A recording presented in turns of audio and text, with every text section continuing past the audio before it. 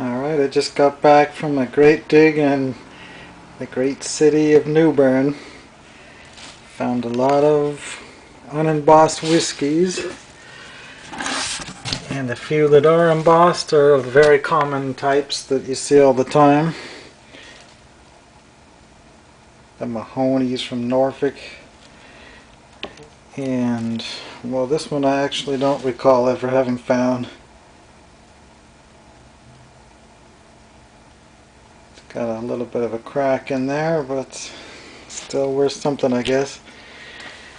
Well, I found a bunch of amber Pepsis,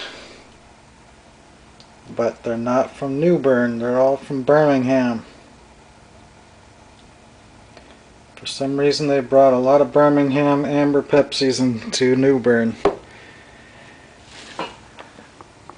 I would say this is the best discovery of the trip, is this one that's in perfect condition. Still, it's a pretty common bottle, but maybe $225.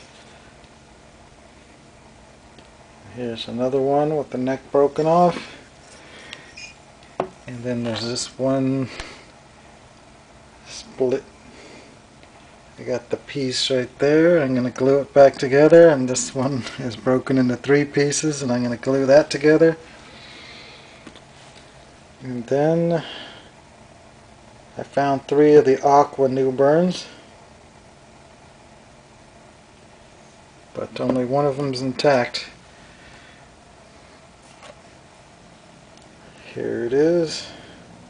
It's got a few flea bites, but otherwise it's near mint.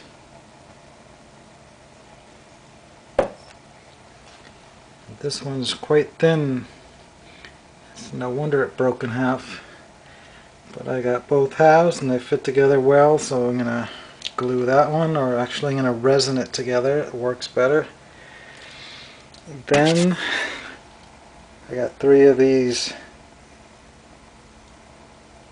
tall New Bern type Pepsis, or Cokes rather. This one's got quite a bit of case wear on it. This one's pretty nice. One's a blue aqua and that one was the green aqua. And I got this one. It's got a big flash crack in it though.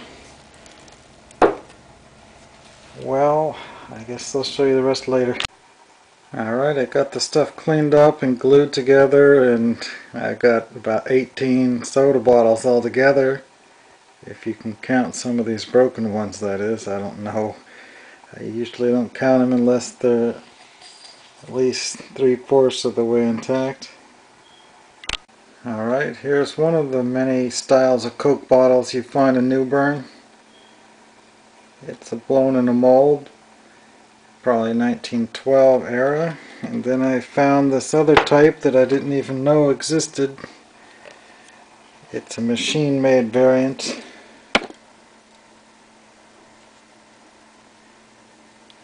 But it has a similar embossment style.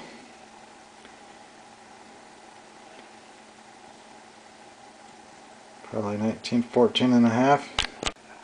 Then I got 3 of this older style from about 1909. This one's cracked up a bit, but might sell for $8 or $10 to someone. Here's my second one. This one is in almost, and here's the third one. This is the one that is in mint condition. It'll tumble out pretty nice. There's not too much case wear on this one like the other one. And then I got 3 of these Crown Bottling Works. These come in 2 styles. This is the rounded base variety. This one's got a small amount of damage right there. And here's the second one.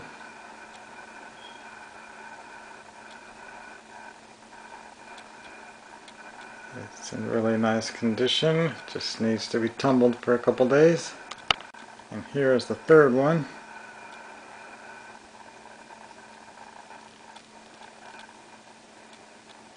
It has some lip chips, but still a displayable specimen. And here's the other style, a standard clear straight-sided bottle.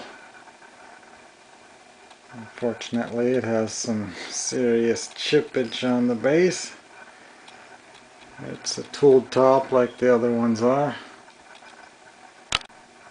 And here's my only perfect Pepsi in the amber. I found 5 or 6 of them. 5 of them are from Birmingham. This one will go in my collection because I don't have one yet, even though it's a pretty common bottle. And here is the only new Bern of the amber anyway. I still don't know why Birmingham sent so many over to New Bern.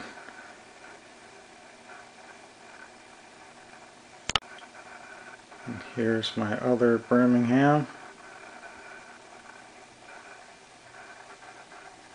Top's chipped off. And here's one that I glued back together with resin. They're split down the side.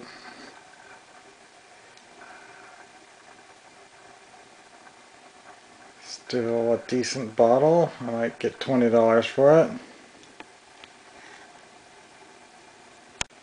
Here's another one I glued back together.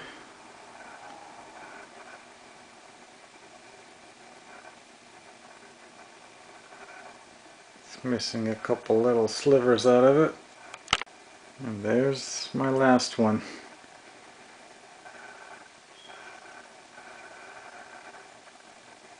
And then I found 3 of the clear variations, which are much more rare than the amber.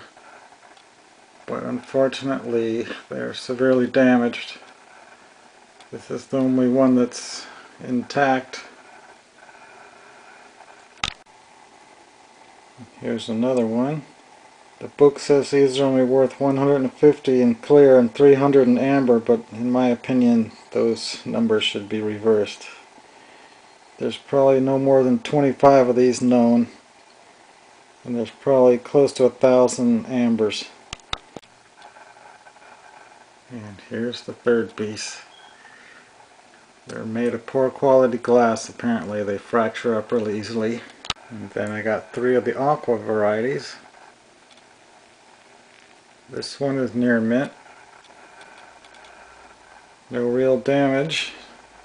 Just needs a little bit of tumbling. And this is one that was split in half and I resined it back together.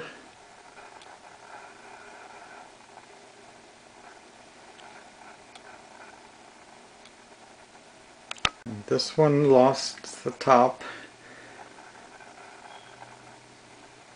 but it's just too rare and old of a bottle to throw them away. Sometimes people still buy these for $5, $10, or $15. Now for the whiskeys. I found a hole that had about 5 or 6 of these gallon jugs in it, and they were of course all smashed. This one was pretty much holding together, but just barely.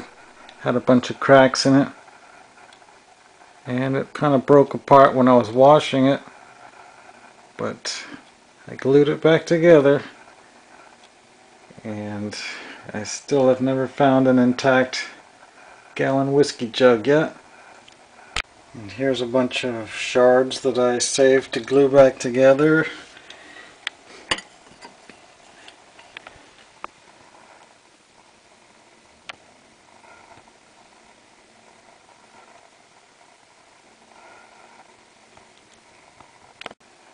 And here's a Hainer Whiskey 5th. I'm sure they ordered this through the mail like those gallon jugs, because Prohibition started in North Carolina January 1st, 1909, so how did all those alcoholics get their whiskey? Well, they actually allowed people to buy it through the mail from Virginia and other states that didn't start Prohibition until later. This is obviously around a 1915 bottle, but it was buried with all those whiskeys.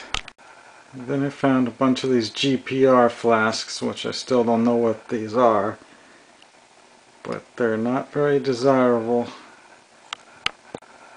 Then I found the Mahoney. This is the scarcer shape. A very common company. And then this one, I don't think I've ever found one of these before. Probably not a rare one, but not a super common one either.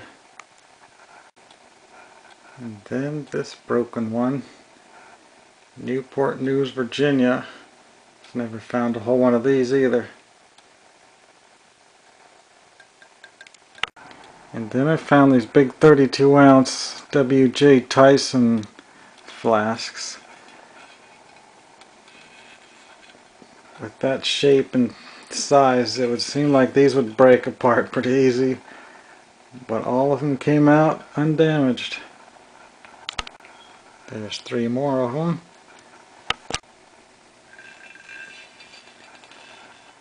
They have a blue tint to them.